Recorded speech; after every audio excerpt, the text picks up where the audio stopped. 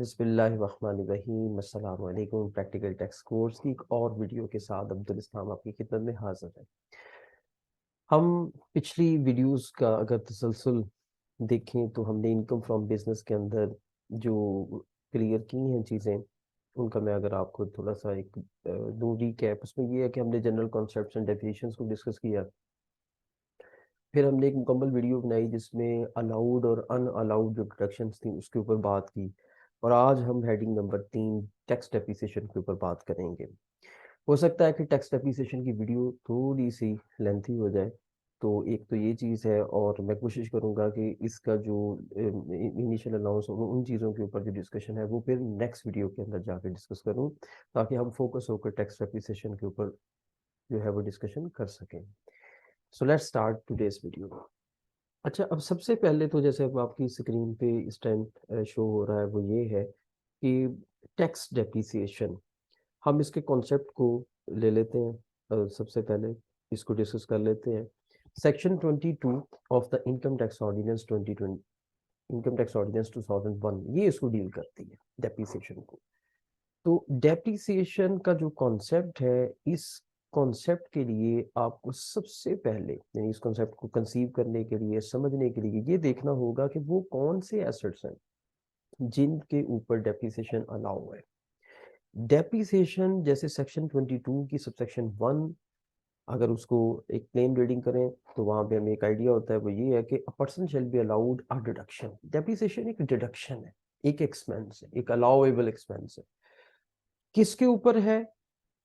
For the depreciation of the persons depreciable asset use in the persons business in the tax year, जो के person के income from business को derive करने के लिए depreciable assets use होते हैं, उनके ऊपर डेप्रिसिएशन एक डिडक्शन के तौर पे अलाउ है।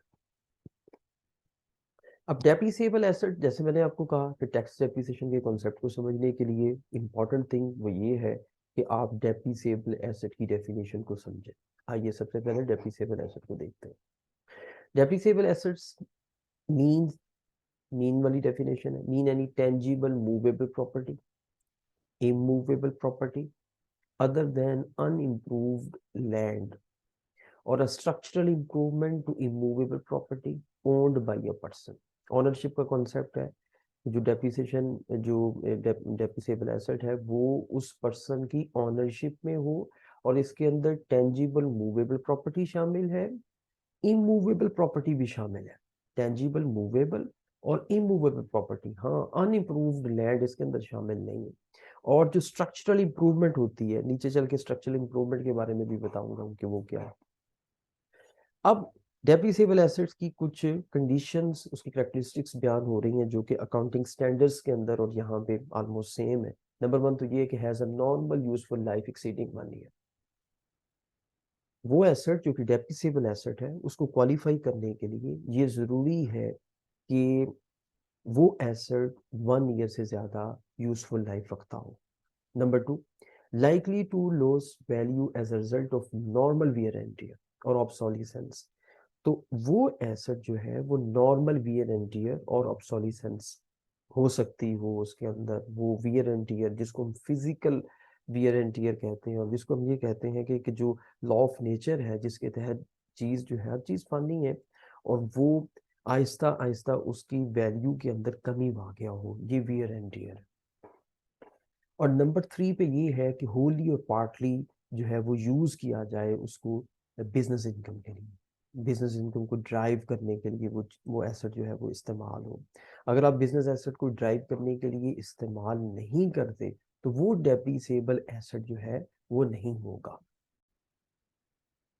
अच्छा, अब इसके अंदर क्या चीज़ शामिल नहीं है? But shall not include any tangible movable property, immovable property, structural improvement to immovable property in relation to which a deduction has been allowed under another section of this ordinance।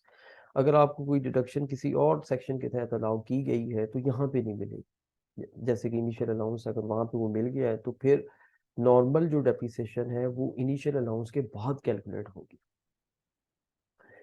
तो ये चीज़ होगी। Structural improvement in relation to immovable property includes any building, road, driveway, car park, railway line, pipeline, bridge, tunnel, airport, ये सब types बयान की गई हैं कि ये सब ये स्ट्रक्चरल इम्प्रूवमेंट है।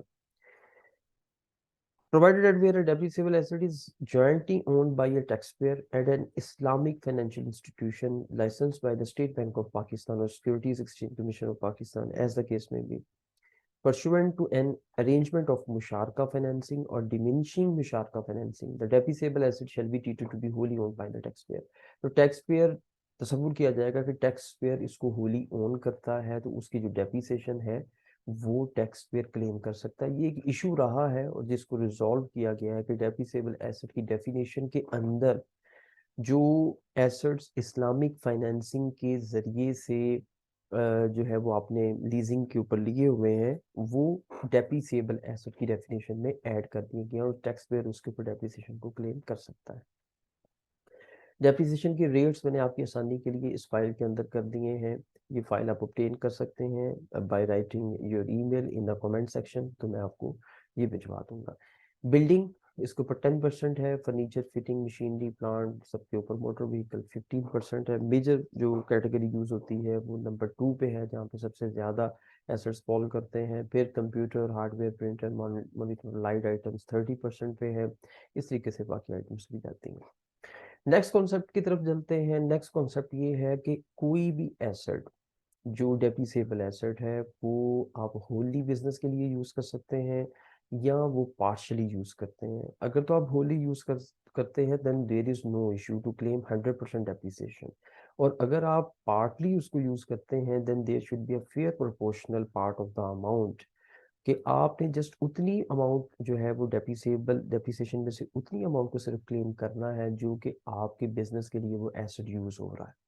तो ये चीज़ जो है वो आपने याद रखनी है।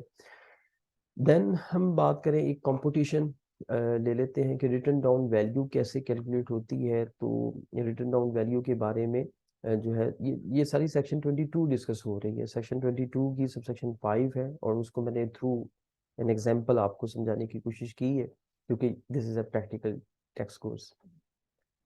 फर्स्ट ईयर और सब्सिक्वेंट ईयर दो अलग कर दिए हैं। फर्स्ट ईयर में कैसे कैलकुलेट होगी कि कॉस्ट है 2 मिलियन, इनिशियल अलाउंस 25 मिलियन।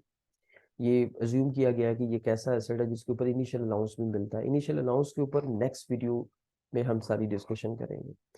तो अब कॉस्ट में से मैंने इनिशियल अलाउंस को माइनस कर दिया, तो मेरे पास रिटर्न डाउन वैल्यू आई 1500,000।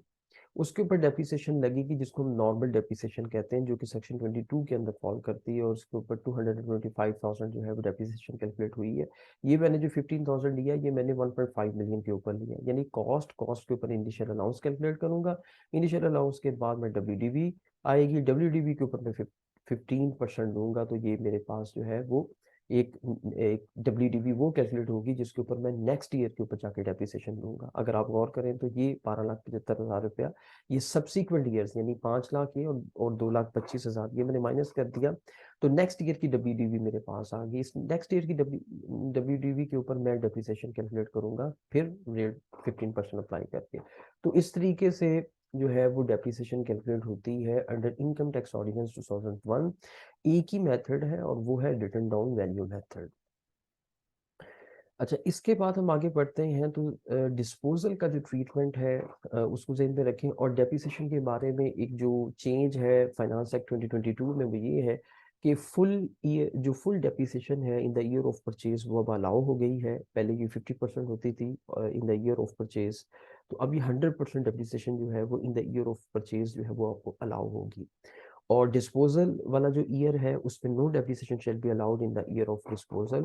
उसमें आपको कोई डेप्रिसिएशन जो है वो नहीं मिलेगी। हाँ, आप पूरा साल उसको एसेट्स को यूज करें और एंड पे जाके आप उसको डिस्पोज ऑफ कर दें तो वो डेप्रिसिएशन क्लेम नहीं होगी। देन जो है वो ये है कि मैंने अब कुछ कंप्यूटेशंस अगेन की है कि किस तरीके से इसके ऊपर गेन या लॉस कैलकुलेट होगा। तो कंसीडरेशन मैंने अज्यूम की है कि 2.5 मिलियन है, और ये वाला एसेट जिसकी मैंने WDV कैलकुलेट की है अभी 0.4 के अंदर, इसमें WDV को लेंगे और ये गेन कैलकुलेट होगा। This is the formula mentioned in subsection 8 के अंदर ये मेंशन किया गया है जहाँ पे ये डिस्पोजल की बात है। तो ये मैंने आपको कंप्यूटेशन के जरिए से करवा दिया है, आप जाके सबसेक्शन 8 को पढ़ सकते हैं, लेकिन मैंने आपको कंप्यूटेशन के जरिए से करवा दिया। This is the formula basically कि गेन कैसे कैलकुलेट होता है। कंसिडरेशन में से WDV को माइनस करें तो देयर शुड बी गेन और लॉस। तो दूसरी एग्जांपल ले लेते हैं लॉस की। तो कंसिडरेशन में से WDP को गेन माइनस किया तो ये मेरे पास लॉस आ गया।